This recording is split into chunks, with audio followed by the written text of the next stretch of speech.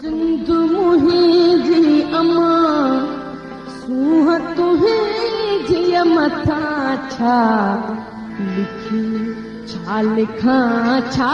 लिखी छा लिखां सिंध मुंहिंजी अमा दुनिया जा सिंधियो हिक मुठ थी सिंध बचायो सिंध मुंहिंजी अमा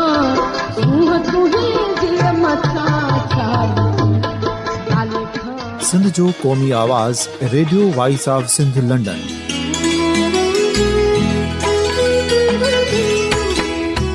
radio voice of Sindh London पंहिंजी नशरियात में सिंध जी सियासत, समाज, इक़्तिसादियात, तारीख़,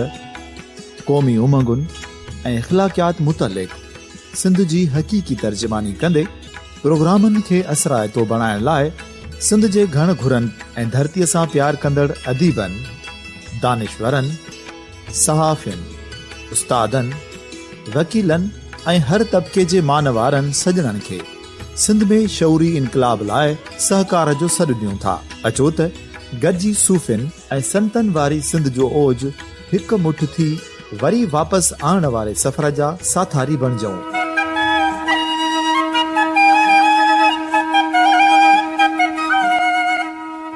हिक नए सुबुह जी शुरूआत जो पड़ाॾो घर घर ॻोठ ॻोठ ऐं शहर शहर ताईं पहुचायो। शाल सिंध आबाद ऐं ख़ुशहाल थिए,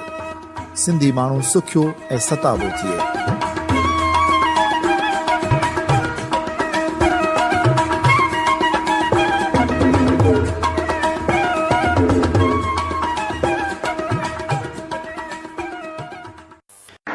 हाणे आउं गुज़ारिश कंदुसि ख़ादिम हुसैन सुमरो साहिब जन खे एतिरो वठी असांखे चंद लफ़्ज़ ॿुधाइनि।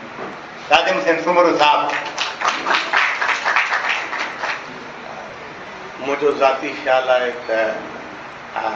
शाह इनायत, शाह लतीफ़, ज़ोदो सुमरो, मख़्तूम बिलावल, इहे सिंध जी जेका सिविलाइज़ेशन, सकाफ़त, तहज़ीब ऐं उन जो जेको नॉन अलाइंड रवैयो रहियो आहे, जेके असां लाकूफ़ी रवैयो रखूं था, ही उन जो तसलसुल आहे। आउं हिकिड़ी ॻाल्हि तव्हांजे आॾो अर्ज़ु थो कयां त जॾहिं सुमरा दौर हो, उन दौर में महमूद गज़नवी जॾहिं सोमनाथ खे लुटे वापसि पिया आयो त वापसि थियण ते वाहिद जेका सल्तनत हुई उहा सुमरा सल्तनत हुई, जंहिं महमूद गज़नवीअ खे हिते तमामु घणो तकलीफ़ ॾिनी सिंधूअ जे दरिया ते। ऐं उन जो सबबु छा हो त महमूद जेको हो सो फंडामेंटलिस्ट, ऐं महमूद जा जेके रवैया हुआ उहे इहा हुआ त जेको फंडामेंटलिस्ट न आहे, चाहे उहो ईरान जी गवर्नमेंट हुजे, चाहे सिंध जी गवर्नमेंट हुजे, या ॿिया हिंदुस्तान में जेके गैर मुस्लिम गवर्नमेंट, उते वञी ऐं लुटे अचे ऐं उन में वधि जेका तकलीफ़ ॾिनी ऐं महमूद खे जेका सम्झो त सेमी डिफीट हुई, उहा हिते सिंधू दरिया ते सूमरनि में। उन जो सबबु इहो हो त सूमरा बुनियादी तौर अॼु बि जेकॾहिं तव्हां वेंदो उच शरीफ़ में त मकतब फेरोज़ी आहे। सूमरनि जो जेको लक़ब हूंदो बादशाही, उहो फेरोज़ हूंदो। उहो मकतब फेरोज़ी आहे, उन दौर जो वॾो मर्कज़ रहियो आहे इल्म जो। ऐं उन दौर में शाह शम्स सब्ज़वारी, कलंदर लाल शहबाज़, बाबा फरीद, गौस बहाउलक, इहे जेके सूफ़ी थॉट्स आहिनि उहे सुमरा दौर में सॼी आहिनि। त हीउ सॼो तसलसुल जेको आहे सिंध जो बिफोर इस्लाम ऐं आफ्टर इस्लाम, जेकॾहिं बिफोर इस्लाम बि ॾिसंदो, मिसाल जे तौर त इमाम हुसैन चए थो त आउं सिंध वञा थो, ऐं इहो उहो दौरु आहे जॾहिं सिंध जो हुकुमरान राजा ॾाह, जंहिंखे साईं जीएम सिंध जे सूरमनि में पहिरियों सूरमो करार ॾिनो आहे। त इहो सिंध जो सेक्युलर फ़िक्र हो, जंहिंजे करे इमाम हुसैन चयो त आउं तव्हां वटि नथो रहां, पर जंहिंखे तव्हां नॉन बिलीवर्स था चओ, उन नॉन बिलीवर्स में वञा थो। ऐं इहो 57 में राजा दार तख़्त नशीन थियो आहे ऐं 61 हिजरीअ में ही वाक़े करबला थियो आहे। ऐं सिंध जूं सरहदूं अॼु जे ताफ्तान ताईं, इहा सॼी सिंध का हीअ सिंध न ही सॼो बलूचिस्तान जो जेको हिसो आहे अप टू ताफ्तान माना ज़ाहिदान खां कलाक खां पहिरीं ताईं इहा सॼी सिंध ही। त ॻाल्हि इहा आहे त सिंध जो जेको नॉन अलाइंड एटीट्यूड आहे ऐं इन जे लाइ जेको मां हिकिड़ो मूं हींअर ताज़ो किताबु पढ़ियो आहे क्राइस्ट लिव्ड इन इंडिया, उन में हिकिड़ो जुमिलो उन मौत लिखियो आहे, Sindh a land loved by God, Sindh उहा धरती आहे जंहिंसां ख़ुदा मोहबत करे ऐं उनजो सबबु इहो जो हीअ धरती नॉन अलाइंड आहे। ऐं दुनिया में हिकु ॻाल्हि वाज़ी आहे, ताज़ो मां एलिस जंहिंजो साईं हुनखे ॾिनो आहे एल्बिन जो पढ़ियो आहे, जेको बि हुन दरियाए सिंध में लिखियो आहे, दरियाए सिंध ते लिखियो आहे, वादीअ सिंध जी सकाफ़त ते लिखियो आहे ऐं उन में सिर्फ़ु उहो अफ़सोस पई करे त दुनिया जी इहा हेॾी अज़ीम तहज़ीब जेका आहे, मूंखे दुख इहो आहे त उहा डावाडोल पई थिए। ऐं उन तहज़ीब खे ॼाणण लाइ साईं GM सदर हिकु हंधि लिखियो आहे त क़ौमुनि खे ज़िंदह करण जा जेके ज़रिया आहिनि उन्हनि मां हिकिड़ो ज़रियो इहो आहे त पंहिंजे क़ौमी हीरोज़ खे यादि कयो वञे, पंहिंजे क़ौमी हीरोज़ खे माण्हुनि ताईं प्रेज़ेंट कयो वञे ऐं जॾहिं अवां क़ौमी हीरोज़ खे प्रेज़ेंट कंदो त उहो उत्साह उन्हनि में ईंदो,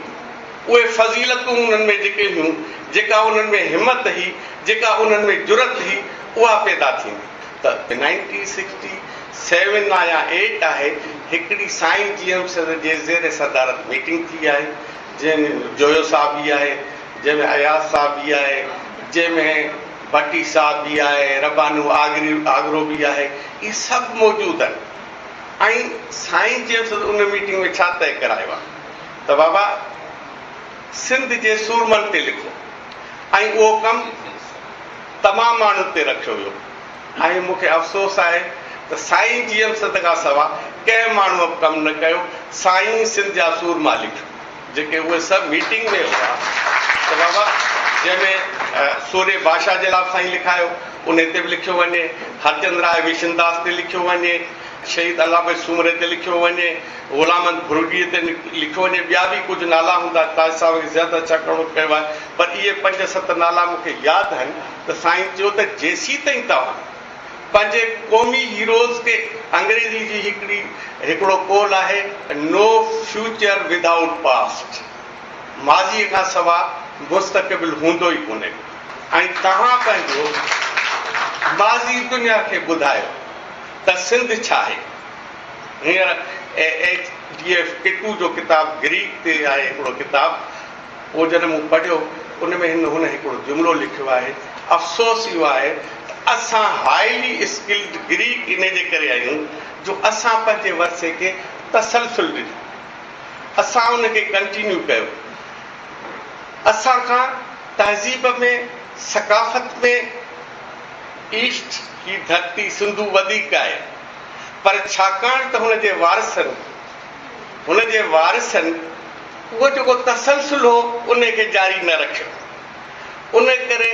हू असां हाईली स्किल्ड न थी सघिया, उन्हनि शयुनि खे उजारे अॻिते दुनिया जे आॾो पेश न कयो जेको सो। मुंहिंजो ख़्यालु आहे 20वीं सदीअ में उहो एॾो वॾो तारीख़ी तौरु साईं GM सदर कमु करे वियो, जंहिं कल्चर खे, जंहिं पॉलिटिक्स खे, जंहिं जोग्राफी खे, जंहिं ॿोलीअ खे नवां रुख ॾिना। उन्हनि रुखनि जो तसलसुल छा हो? उन्हनि जो रुखनि जो तसलसुल इहो आहे जो साईं मुंहिंजे ख़्याल में ताज साहिब जेकॾहिं मां ग़लति चवां त साईं दयारे दिल दास्तान मोहब्बत में लिखे थो त आऊं सूफ़ी शाह इनायत जी मज़ार ते वियुसि।